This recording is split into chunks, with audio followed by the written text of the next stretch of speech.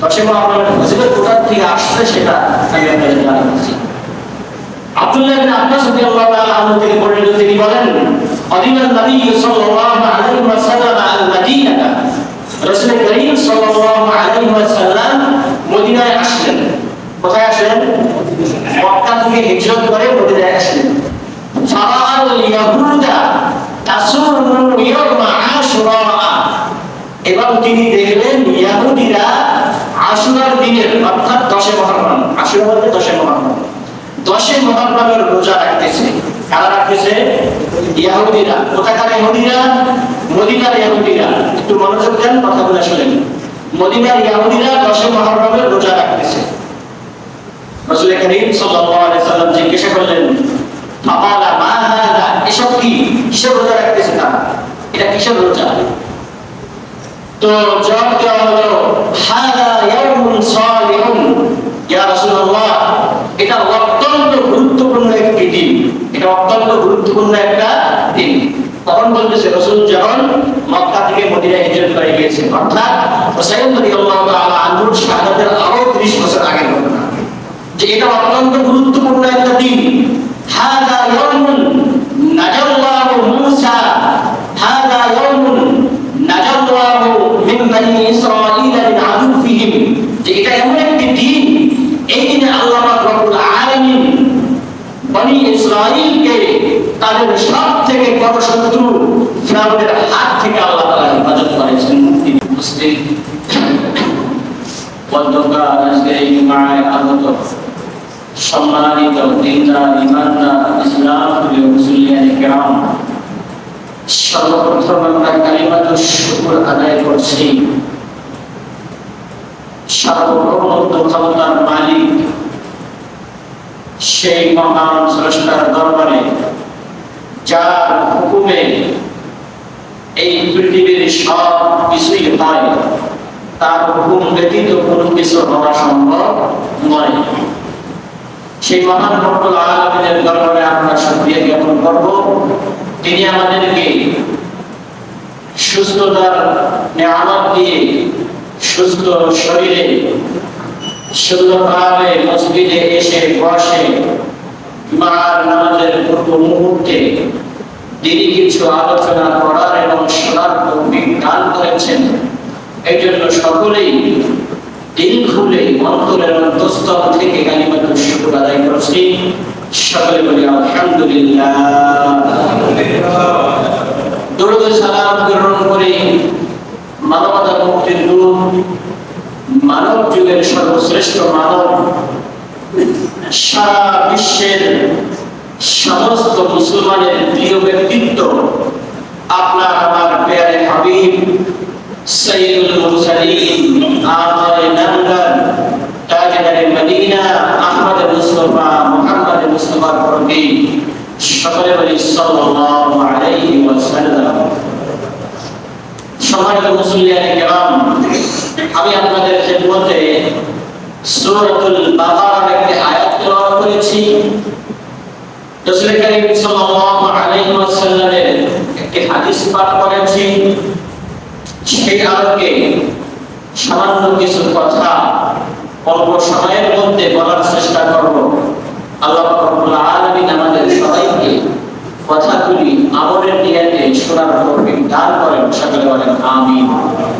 সম্মানিত হাজিরিন, কোরআনে কারীমের এই আয়াতের মধ্যে আল্লাহ তাআলা বলতেছেন, ইন্না ইদ্দাতাশ শুহুরি ইনদাল্লাহি 12 শাহরান ফি কিতাবিল্লাহি ইয়াওমা খালাকাস সামাওয়াতি ওয়াল আরদ, যেদিন থেকে আল্লাহ তাআলা আসমান এবং জমিন সৃষ্টি করেছেন, সেই দিন থেকে নিয়ে আল্লাহ তাআলার কাছে মাসের গণনার দিক থেকে মাস হচ্ছে আল্লাহ তাআলার নিকট কয়টি? 12টি। কয়টি? 12টি। মিনহা আরবাআতুন হুরুম, আবার এই 12 মাসের মধ্যে আল্লাহ তাআলার কাছে পবিত্র মাহে রমাদানের পরে আরো আলাদাভাবে 4টি সম্মানিত মাস রয়েছে। কয়টি সম্মানিত মাস রয়েছে? 4টি সম্মানিত মাস রয়েছে। বিভিন্ন হাদিসের মধ্যে জানা যায় সেই 4 মাস হচ্ছে সালাতুন মুতাওয়ালিয়াতুন তিনটি মাস আছে ধারাবাহিকভাবে। এক নম্বর যুলকাদা, দুই নম্বর যুলহিজ্জা, তিন নম্বর আছে মুহররম। এই কয়টা বললাম? তিনটা, যুলকাদ, যুলহজ, মুহররম, আরেকটি আছে রজব মাস। এই চারটি মাস আছে আল্লাহ তাআলার কাছে সম্মানিত মাস, রমজান মাসের মতো। সম্মানিত হাজিরিন, আমরা সবাই জানি ইংরেজি বছর শুরু হয় কোন মাস থেকে? জানুয়ারি মাস থেকে। কোন মাস থেকে শুরু হয়? জানুয়ারি মাস থেকে শুরু হয়। আর বাংলা বছর শুরু হয় কোন মাস থেকে? বৈশাখ মাস থেকে শুরু হয়। ঠিক তদ্রূপ আরবি বছর শুরু হয় মুহররম মাস থেকে। কোন মাস থেকে? মুহররম মাস থেকে। আরবি মাসের আজকে হচ্ছে প্রথম, আরবি বছরের প্রথম মাস আছে আজকে, আজকের এই মাসটা বললাম। আরবি বছরের প্রথম মাস হচ্ছে এই মাসটা, সেটা হচ্ছে কি মাস? মুহররম মাস। মুহররম মাসের অনেক অনেক ফজিলত রয়েছে। এই মাসের মধ্যে অনেক বড় বড় ঘটনা ঘটেছে। এই মাসের মধ্যে অনেক বড় বড় ঘটনা সংঘটিত হয়েছে। আমরা অনেকেই মনে করি, অনেকেই জানি, অনেকের মাঝে প্রসিদ্ধ হয়ে গেছে যে আশুরা বা 10 মুহররম বলতে আমরা কি বুঝাই? যে এই দিনে কারবালার ময়দানে হযরত হুসাইন রাদিয়াল্লাহু তাআলা আনহুকে নির্মমভাবে শহীদ করা হয়েছে। এই জন্যই বিদায় এই দিনটাকে আমাদের কাছে আশুরা হিসেবে এসেছে। এটা আমরা অনেকেই মনে করি। এই বিষয়টা একটু আমাদের কাছে স্পষ্ট হয়ে হওয়া দরকার। সম্মানিত হাজিরিন, আচ্ছা আপনারা বলেন দেখি, হযরত হুসাইন রাদিয়াল্লাহু তাআলা আনহু আগে মৃত্যুবরণ করেছেন নাকি রাসূল করিম সাল্লাল্লাহু আলাইহি ওয়াসাল্লাম আগে মৃত্যুবরণ করেছেন? কে? রাসূল করিম সাল্লাল্লাহু আলাইহি ওয়াসাল্লাম আগে মৃত্যুবরণ করেছেন। হুসাইন রাদিয়াল্লাহু তাআলা আনহুর মৃত্যু আছে 61 হিজরি, আর রাসূল সাল্লাল্লাহু আলাইহি ওয়াসাল্লাম 90 হিজরিতে মৃত্যুবরণ করেছেন। অনেক পরে মৃত্যুবরণ করেছেন। তো রাসূল সাল্লাল্লাহু আলাইহি ওয়াসাল্লাম জীবিত থাকা অবস্থায়, উনি বেঁচে থাকা অবস্থায় উনি আশুরার দিনের ফজিলত, আশুরার দিনের গুরুত্ব, 10 মুহররমের মর্যাদা সম্পর্কে বলে গিয়েছেন। উনি কি এরকম করেছেন যে আরো 20 বছর 30 বছর পর আমার নাতি শহীদ হবে, যার কারণে কি করা হবে? এই দিনকে মর্যাদাপূর্ণ করা হবে, এরকম বলা হয়েছে না। বরং রাসূল করিম সাল্লাল্লাহু আলাইহি ওয়াসাল্লাম অনেক আগেই বলে গিয়েছেন আশুরার দিনের ফজিলতের কথা। হ্যাঁ, আমরা এতটুকু বলতে পারি, এটা বলতে পারি যে হুসাইন রাদিয়াল্লাহু তাআলা আনহুর মৃত্যু, তার শাহাদাত 10 মুহররম হওয়ার কারণে তার শাহাদাতের মর্যাদা আল্লাহ তাআলার কাছে আরো বেশি বেড়ে গিয়েছে। বুঝতে পারছি আপনাদের কথাটা?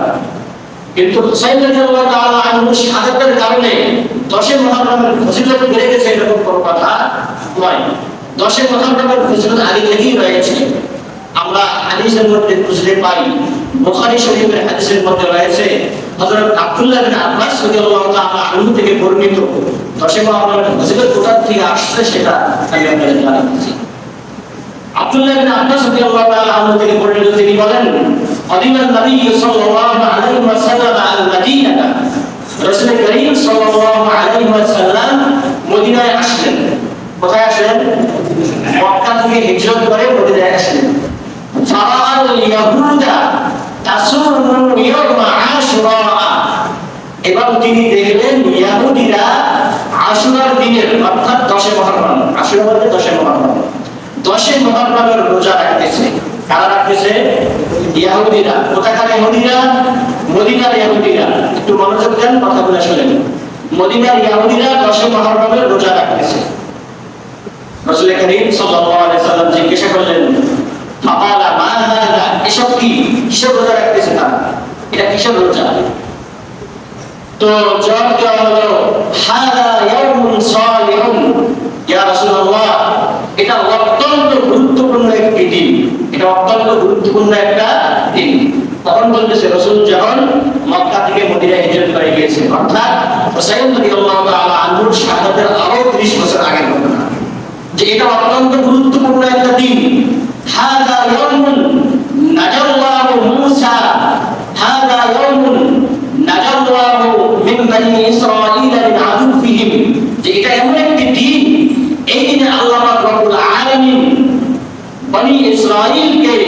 তাদের সব থেকে বড় শত্রু ফিরআউনের হাত থেকে আল্লাহ তাআলা হেফাজত করেছেন, মুক্তি দিয়েছেন। অর্থাৎ আপনার ঘটনা সবাই জানেন, লম্বা ইতিহাস।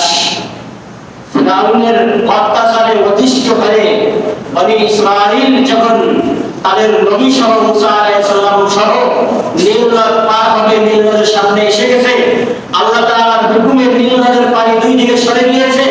মুসা আলাইহিস সালাম তার জাতিকে নিয়ে সুন্দরভাবে নীল নদের মাঝ দিয়ে পার হয়ে গিয়েছে। এরপর যখন ফিরআউন এবং তার বাহিনী নীল নদের মধ্যে নেমে গিয়েছে, আল্লাহ তাআলা পানিকে হুকুম দিয়েছেন, পানি আবার দুই দিক থেকে মিলে গিয়ে তাদেরকে কি করেছেন, ডুবে দিয়েছেন। তো আল্লাহ তাআলা যে মুসা আলাইহিস সালাম এবং বনি ইসরাইলকে কি করলেন, মুক্ত করলেন, আল্লাহ তাআলা নাজাত দিলেন, এরই শুকরিয়া স্বরূপ, এরই কৃতজ্ঞতা স্বরূপ মুসা আলাইহিস সালাম যতদিন জীবিত ছিলেন 10 মুহররম তিনি কি করতেন, রোজা, একটা করে রোজা পালন করতেন। কি করতেন, একটা করে রোজা পালন করতেন। রাসূল সাল্লাল্লাহু আলাইহি ওয়াসাল্লামকে জানানো হলো, ইয়া রাসূলুল্লাহ, যেহেতু বনি ইসরাইলকে আল্লাহ তাআলা 10 মুহররমে কি করেছেন, নাজাত দিয়েছেন, এই কারণে বনি ইসরাইলের লোকেরা 10 মুহররমে কি করেন, একটি করে রোজা রাখেন। তখন রাসূল করিম সাল্লাল্লাহু আলাইহি ওয়াসাল্লাম বলেন, নাহনু আহাক্কু বিমূসা মিনকুম, আমি আল্লাহ তাআলার কৃতজ্ঞতা প্রকাশ করার ক্ষেত্রে মুসা আলাইহিস সালামকে আল্লাহ তাআলা মুক্ত করেছেন, এই ক্ষেত্রে আমি শুকরিয়া আদায় করার ক্ষেত্রে তোমাদের সবার থেকে বেশি হকদার হচ্ছে আমি। ফাসামাহু, তারা রোজা রাখতেন, ওয়া আমারা বিসিয়ামিহি, রাসূল করিম সাল্লাল্লাহু আলাইহি ওয়াসাল্লাম সাহাবায়ে কেরাম রাদিয়াল্লাহু তাআলা আনহুমকে রোজা রাখার আদেশ দিলেন। কোন দিনে রোজা রাখার আদেশ দিলেন? আশুরার দিনে।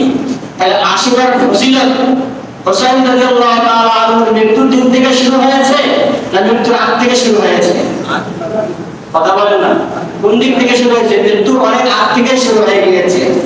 রাসূল সাল্লাল্লাহু আলাইহি ওয়াসাল্লাম আগে হাদিসের মধ্যে বলেছেন, সিয়ামু ইয়াউমি আশুরা ইন্নী আহতাসিবু আলাল্লাহ আন ইউকাফিরা as-সালাতা আল্লাতী ক্বাবলা। মুসলিম শরীফের হাদিস যে সিয়ামু ইয়াউমি আশুরা, আশুরার দিবসের রোজা যদি কোনো ব্যক্তি আদায় করে, কোনো ব্যক্তি রাখে, ইন্নী আহতাসিবু আলাল্লাহ, আমি এটা বিশ্বাস করি, আমি এটা মানি, আল্লাহ পাক রব্বুল আলামিন ওই বান্দার পূর্বের 1 বছরের গুনাহগুলি মাফ করে দিবেন। কোন দিনের রোজা? আশুরা দিবসের রোজা। সম্মানিত হাজিরিন, আরেক হাদিসের মধ্যে রাসূল করিম সাল্লাল্লাহু আলাইহি ওয়াসাল্লাম এরপর বলেছেন যে আমি যদি সামনে বছরে বেঁচে থাকি, আল্লাহ যদি আমার হায়াত রাখেন, তাহলে সামনে বছর হতে আমি কি করব, এই যে 10 তারিখের রোজার সাথে আরেকটি রোজা আমি কি করব, বাড়িয়ে রাখবো, অর্থাৎ আমি 2টা রোজা রাখবো। কিন্তু ফালাম্মা কাদিমান নবী সাল্লাল্লাহু আলাইহি ওয়াসাল্লাম, যখন সামনে বছর আসলো, সামনে বছর আসার আগেই রাসূল করিম সাল্লাল্লাহু আলাইহি ওয়াসাল্লাম দুনিয়া ছেড়ে চলে গেলেন। তিনি রোজা রাখতে পারেন নাই, কিন্তু না পারার কারণে তার মনে যে আশাটা ছিল, এটাই সাহাবায়ে কেরাম রাদিয়াল্লাহু তাআলা পূরণ করেছেন। হাদিস শরীফের মধ্যে এসেছে, আব্দুল্লাহ ইবনে আব্বাস বলেছেন, সুমুত তাসিআ, তোমরা আশুরার দিনের রোজার সাথে সাথে 9 তারিখের রোজাটাও রেখে দাও। 9 তারিখ মানে আশুরার দিনের আগের রোজা, 9 তারিখ আরেকটা রোজা রাখো, ওয়া খালিফুল ইয়াহুদা ফীহি, এবং এই 9 তারিখের রোজা রাখার ক্ষেত্রে তোমরা ইহুদিদের কি করো, মুখালাফাত, তাদের বিরোধিতা করো। তারা একটা রোজা রাখে, আমরা কয়টা রাখবো? 2টা রাখবো। তাহলে 9 এবং 10 আমরা রোজা রাখতে পারি। আর যদি কেউ 9 না রাখেন, তাহলে 10 এবং কি 11 আমরা কি করব, 2টা রোজা রাখবো। এই রোজার ব্যাপারে আল্লাহ পাক রব্বুল আলামিনের প্যারে হাবিব রাসূল করিম সাল্লাল্লাহু আলাইহি ওয়াসাল্লাম আয়াতের মধ্যে বলেছেন, আফজালুস সিয়ামি শাহরু রমাদান। রাসূল করিম সাল্লাল্লাহু আলাইহি ওয়াসাল্লাম বলেন যে রমাদান মাসের রোজার পরে আল্লাহ পাক রব্বুল আলামিনের কাছে সবথেকে পছন্দনীয় রোজা হচ্ছে মুহররম মাসের রোজা। তাহলে আমরা যারা সুস্থ আছি, সবল আছি, আমাদেরকে আল্লাহ পাক রব্বুল আলামিন যেন সবাইকে 10 মুহররমের রোজাটা রাখার তৌফিক দান করেন। সকলে বলেন আমিন। হয়তো রোজাটা মুস্তাহাব, নফল রোজা, এর সওয়াব কিন্তু কি অনেক বেশি। 1 বছরের বিগত 1 বছরের গুনাহ আল্লাহ তাআলা মাফ করে দিবেন। চারটিখানি কথা না, এই জন্য আমরা কি করবো, রোজাটা রাখার সবাই চেষ্টা করব। সময় হাজির। এরপর আসেন হযরত হুসাইন রাদিয়াল্লাহু তাআলা আনহু উনি কিন্তু আমাদের প্রিয় হাবিব রাসূল করিম সাল্লাল্লাহু আলাইহি ওয়াসাল্লামের নাতি। এটা জানেন আপনারা? রাসূল করিম সাল্লাল্লাহু আলাইহি ওয়াসাল্লাম সবথেকে বেশি ভালোবাসতেন তাদেরকে। সারা জাহানের বাদশা, সারা বিশ্বের বাদশা ছিলেন তিনি। কিন্তু হুসাইন ইবনে হাসান রাদিয়াল্লাহু তাআলা আনহু তার ঘরের মধ্যে চড়তেন, দুষ্টামি করতেন, সব সময় বিরক্ত করতেন, কিন্তু রাসূল করিম সাল্লাল্লাহু আলাইহি ওয়াসাল্লাম কখনো তাদের উপর সামান্য পরিমাণ বিরক্ত হতেন না। তো হুসাইন রাদিয়াল্লাহু তাআলা আনহুকে নির্মমভাবে উবাইদুল্লাহ বিন জিয়াদ বাহিনী কর্তৃক যে হত্যা করা হয়েছিল, শহীদ করা হয়েছিল, পানির পিপাসায় তার ছোট বাচ্চার বুক ফেটে যাচ্ছিল, হুসাইন রাদিয়াল্লাহু তাআলা পানির জন্য ছটফট করতেছিলেন, কিন্তু উবাইদুল্লাহ বিন জিয়াদের এই বর্বর বাহিনী হুসাইন রাদিয়াল্লাহু তাআলা আনহু সহ তার পরিবারের কাউকে পানি দেন নাই। পানির পিপাসায় ছটফট করতে করতে যন্ত্রণায় কিন্তু তারা সেদিন মারা গিয়েছিল। সেই তারিখটাও ছিল কোন তারিখ? 10 মুহররম। এটা আমাদের জন্য অত্যন্ত বেদনা এবং কষ্টের একটা দিন।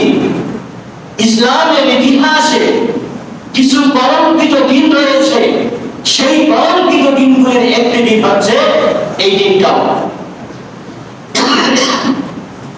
দেখেন, এই যে যুদ্ধ মারামারি, এটা কিন্তু কাফের আর মুসলমানদের মধ্যে হয়নি। উবাইদুল্লাহ বিন জিয়াদ ছিল, মুসলিম ছিল, কিন্তু তার দৃষ্টিভঙ্গি, তার মনের মধ্যে চিন্তা ভাবনা ভিন্ন রকম ছিল। সেই ইয়াজিদের হুকুম পালন করতে যে অতিরঞ্জিত মারামারি করে হুসাইন রাদিয়াল্লাহু তাআলা আনহুকে শহীদ করে দিয়েছিলেন। শুধু শহীদ করেন নাই, সে মারা যাওয়ার পরে তার মাথা কেটে আলাদা করে ইয়াজিদের দরবারে নিয়ে যাওয়া হয়েছিল। এই জন্য এই দিনটা আমাদের জন্য অত্যন্ত বেদনার দিন, অত্যন্ত কষ্টের দিন, অত্যন্ত আমাদের জন্য কষ্টের দিন। কিন্তু এই দিন কষ্টের দিন বিধায় এই দিনটা আমাদের জন্য করণীয় কি? আমরা কি এই দিন সারাদিন শোক পালন করবো? শোক পালন করবো আমরা? সাহাবায়ে কেরাম রাদিয়াল্লাহু তাআলা আনহুম রাসূল করিম সাল্লাল্লাহু আলাইহি ওয়াসাল্লাম যখন মৃত্যুবরণ করেছিলেন, ওনার মৃত্যুর পর সাহাবায়ে কেরাম রাদিয়াল্লাহু তাআলা আনহুম প্রতি বছরে শোক পালন করেছে? কথা বলেন, প্রতি বছরে কি শোক পালন করেছেন? করেন নাই শোক পালন। কি করেছেন রাসূল করিম সাল্লাল্লাহু আলাইহি ওয়াসাল্লামের জন্য? সব সময় রাসূল করিম সাল্লাল্লাহু আলাইহি ওয়াসাল্লামের দোয়া করেছেন, আল্লাহ তাকে maaf করে দেন, তাকে জান্নাতের আলা মাকাম দান করেন। রাসূলের উপর কি করতেন? কোরআনে কারীম পড়ে ইসরায়েল সওয়াব করতেন, এই সব করতেন। তো আমাদের জন্য করণীয় কি? রাসূল করিম সাল্লাল্লাহু আলাইহি ওয়াসাল্লামের পরিজাত টুকরা হুসাইন রাদিয়াল্লাহু তাআলা আনহু এই দিবসে শহীদ হয়েছে, মানে আমরা যে তার জন্য মৃত্যুবার্ষিকী পালন করব, এরকম কোন কথা কোরআন হাদিসের মধ্যে নেই। শুধু তার নয়, কোন মানুষের ওই মৃত্যুবার্ষিকী পালন করা জায়েজ নেই। আপনাদের মাঝে এই বিষয়টা আছে, ভালো করে বুঝবেন। আমাকে কিছুদিন আগে বলা হয়েছিল বিষয়টা একটু স্পষ্ট করার জন্য, তো আমি বিভিন্ন আলোচনা করার কারণে বলতে পারি না। আজকে কথা আসে এই জন্য বলতেছি। শরীয়তের মধ্যে নির্দিষ্ট কোনো দিবস নাই। জন্মদিবস পালন করা, মৃত্যুবার্ষিকী পালন করা, এসব কোনো কিছু শরীরের মধ্যে নেই। আপনি জন্মদিবসও পালন করা যাবে না, মৃত্যুবার্ষিকীও পালন করা যাবে না। হ্যাঁ, আপনি আপনার পিতা মাতার জন্য, আপনার বাপ দাদা যারা মারা গেছে তাদের ইসারের সওয়াবের জন্য আপনি দোয়া করতে পারেন। সেই দোয়াটা নির্দিষ্ট দিনেই হতে হবে, যে অমুক মাসের অমুক তারিখে আমার বাবা মারা গিয়েছে, পরের বছরে অমুক মাসের অমুক তারিখে আমাকে অনুষ্ঠান করে আমার পিতা মাতার জন্য দোয়া করতে হবে। এই বিষয়টাকে শরীয়ত সমর্থন করে না। কথা বুঝাইতে পারছি আপনাদেরকে? আপনার বাবা মার জন্য আপনি দোয়া করেন, নিজে করেন, হুজুরদের দ্বারা করেন, মানুষকে খাওয়ান, কোনো সমস্যা নেই। সেটা আপনি যে কোনো দিনে করতে পারেন, আপনাকে ওই দিনেই করতে হবে এরকম কোনো কথা নেই। আপনার যখন মন চায় আপনার বাবার জন্য আপনি দুইজনকে আল্লাহর রাস্তায় খাওয়াইলেন, খাওয়াই একটু আমার বাবার জন্য দোয়া করেন, আমার বাবা মার গুনাহগুলো যেন আল্লাহ মাফ করে দিয়ে তাকে জান্নাত দান করেন। বুঝছেন না? আর মারা গেলে যে 3 দিনের দিনেই করতে হবে, 5 দিনের দিনে করতে হবে, 7 দিনের দিনে করতে হবে, এরকম কোনো কথা নেই। আপনি যে কোনো দিন যে কোনো অবস্থায়, আজকে মারা গেলে সকালে আমি রাতের বেলায় যাই কি করতে পারি, খাওয়াইতে পারি, কোনো সমস্যা নেই। তবে হ্যাঁ, শরীয়তে এতটুকু কথা আছে যে আপনজন মারা গেলে কমপক্ষে 3 দিন পর্যন্ত কি করা লাগে? শোক পালন করা লাগে। এই জন্য অনেকে 3 দিন শোক পালন করার পরে 4th দিনের মধ্যে যে কি করে, মানুষকে ডাকে, খাওয়া দাওয়া করে একটু দোয়া অনুষ্ঠান করে নেয়। তা আপনারা 3 দিন 4 দিন 5 দিন নির্দিষ্ট কোনো দিন না, পিতা মাতার জন্য আপনারা যে কোনো দিন যে কোনো অবস্থায় যে কোনো সময় আপনারা তাদের জন্য দোয়া করে নিতে পারবেন, মানুষকে খাওয়াতে পারবেন। বুঝাইতে পারছি আমি বিষয়টা আপনাদেরকে? ক্লিয়ার হয়েছে আপনাদের? মনে রাখবেন। তাহলে হুসাইন রাদিয়াল্লাহু তাআলা আনহু কারবালার ময়দানে 10 মুহররমে শহীদ হয়েছেন বিদায় আমাদেরকে এই দিনটা যে মৃত্যু দিবস হিসেবে পালন করতে হবে এরকম কোনো কিছু শরীয়ত সমর্থন করে না। অনেকে দেখবেন শহরের মধ্যে মুহররমের 1 তারিখ থেকে নিয়ে 10 তারিখ পর্যন্ত পায়ের মধ্যে জুতা পরে না, খালি পায়ে শহরের মধ্যে হাঁটাহাঁটি করে। কারণ কি? আমরা শোক পালন করতেছি। হুসাইন রাদিয়াল্লাহু তাআলা আনহুকে মারা হয়েছিল, এইজন্য আমরা কি করতেছি? শোক পালন করতেছি। আবার অনেকে দেখবেন 10 মুহররমের দিনে নিজের বুকের মধ্যে চাপড়াবে, হায় আলী, হায় হুসাইন, ইয়া হুসাইন, এভাবে চাপড়া চাপড়ে অস্থিরকে দিবে। অনেকে এত বড় বড় চাবুক নিয়ে পিঠের মধ্যে কি করবে? চাবুক দিয়ে মেরে পিঠ রক্তে রঞ্জিত করবে। এই সব কিছু হলো কুসংস্কার এবং মানুষের বানানো প্রথা, এগুলা শরীয়ত সমর্থন করে না। আমরা দেখি এটাতে শরীয়ত সমর্থন করে না, এর দলিল দেন বুখারী, মুসলিম, তিরমিজি, 3 কিতাবের মধ্যে হাদিসগুলো এসেছে।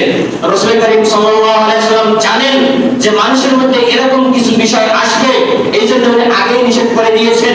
উনি বলেছেন ক্বালা রাসূলুল্লাহ সাল্লাল্লাহু আলাইহি ওয়াসাল্লাম লাইসা মিন্না মান রাকাবাল হুদুদা ওয়া শাক্কাল জুয়ুবা ওয়া দাআ বিদাওয়াতিল জাহিলিয়াতি।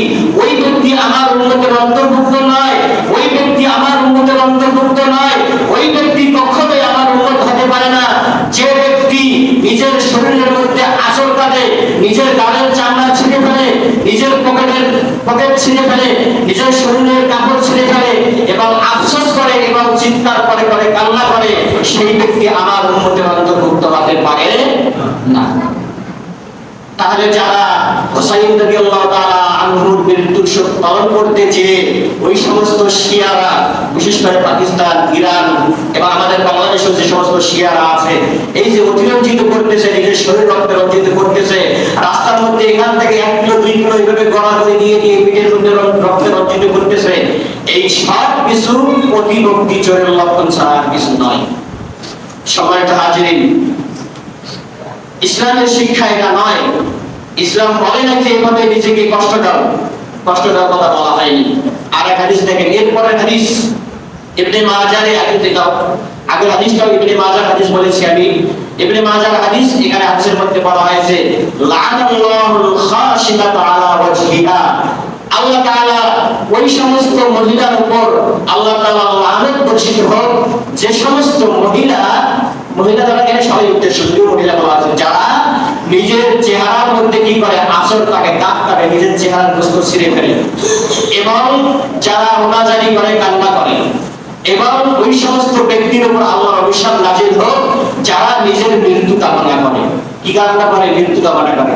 অনেকে হুসাইন রাদিয়াল্লাহু তাআলা আনহুর ব্যাপারে অধিক ভালোবাসা দেখানোর জন্য বলে, হায় আল্লাহ, আপনি যদি আমাকে ওই দিনে কি করতেন? মৃত্যু দিতেন। আমার মৃত্যু যদি হতো, আমাদের মতো হাজার হাজার লোক মারা যেত, কোনো সমস্যা হতো না। আপনি যদি ওই দিন হুসাইন রাদিয়াল্লাহু তাআলা আনহুর মৃত্যু না দিতেন, কতই না ভালো হতো। এসব বলে কোনো লাভ আছে? এখন আল্লাহ তাআলার ফয়সালা যেটা হওয়ার হয়ে গিয়েছে। একজন সম্মানিত হাজিরিন, হুসাইন রাদিয়াল্লাহু তাআলা আনহু আমাদের ভালোবাসার প্রিয় একজন মানুষ, আমাদের কলিজার একজন মানুষ। আমরা তাকে আমাদের পিতামাতার থেকেও বেশি ভালোবাসি, আমরা তাকে আমাদের সন্তানের থেকেও বেশি ভালোবাসি, আমরা তাকে আমাদের নিজের মা বাবার থেকেও বেশি ভালোবাসি, আমরা তাকে পৃথিবীর সব কিছুর থেকে বেশি ভালোবাসি। কিন্তু এই ভালোবাসার মানে এটা নয় তাকে ভালোবাসতে গিয়ে তার প্রতি আমরা জুলুম করবো, এটা কখনো শরীয়ত সমর্থন করে না। আমরা তার জন্য দোয়া করব, আল্লাহ তাআলা যেন সবার আমাদের ভুল ভ্রান্তিগুলো ক্ষমা করে দেন। তাকে আল্লাহ তাআলা জান্নাতের সরদার হিসেবে ঘোষণা করেছেন। আল্লাহ তাআলা তাকে সেই আসনে সবসীন রাখেন। আমরা যেন তার সিফাত সালাম হয়ে জান্নাতে কাল কিয়ামতের দিন তার সহিত আমরা তার হাত ধরে জান্নাতে যেতে পারি। এটাই আমাদের কামনা, তাই না? এটা ছাড়া আমরা অন্য কিছু কামনা করতে পারি না। তিনি জান্নাতের সরদার হবেন, আমরা তার আন্ডারে থেকে, আমরা তার কর্মচারী হিসেবে তার সাথে আমরা জান্নাতে যেতে চাই। আল্লাহ তাআলা আমাদের সবাইকে তৌফিক দান করুন। কিন্তু সম্মানিত হাজিরিন, তাকে ভালোবেসে তার প্রতি আমরা কোনো অতিরঞ্জিত করব না। তার জন্য আমরা দোয়া করবো, অন্য সময় যেমন দোয়া করি, অন্য সব সময় আমরা তার জন্য দোয়া করবো। এই জন্য আমরা এই বিষয়গুলো খেয়াল রাখবো এবং বিশেষ করে আমরা 10 মুহররমের যে রোজাটা, আমরা এই রোজাটা সবাই রাখার চেষ্টা করবো ইনশাআল্লাহ। আমি আবার হাদিসটা বলে শেষ করতে, সিয়াম ইয়াউমি আশুরা ইন্নী আহতাসিবু ইলাল্লাহ আন ইউকাফিরা সালাতাল্লাতী ক্বাবলা। যে ব্যক্তি 10 মুহররমের রোজা রাখবে, আল্লাহ পাক রব্বুল আলামিন তার পূর্বের 1 বছরের গুনাহগুলি মাফ করে দিবেন। আমরা চাইলেই সাথে আরেকটা রোজা রাখবো, মায়ের 10 অথবা 10-11। আমরা নিজেও রাখবো এবং আমাদের বাসায় আমাদের যারা মা বোন আছে তাদেরকেও আমরা এই দিনে রোজা রাখার জন্য বলবো। দেখা যায় যে নফল রোজাগুলি আমাদের থেকে কিন্তু আমাদের মা বোনেরা কি করে বেশি আদায় করে, এই জন্য তাদেরকে বলবেন তারা যদি এই রোজাটা রাখে। আজকে হচ্ছে মুহররম মাসের 5 তারিখ। আজকে কয় তারিখ? 5 তারিখ। 6, 7, 8, 9, 10। আগামী বুধবার হচ্ছে 10 তারিখ। বুধ, বৃহস্পতি বা মঙ্গল, বুধ আপনারা এই দুই দিন কি করবেন? সবাই রোজাটা রাখার তৌফিক দান করবেন। আল্লাহ রাব্বুল আলামিন আমাদের সবাইকে যে কথাগুলি বললাম সেগুলো অনুযায়ী আমল করার তৌফিক দান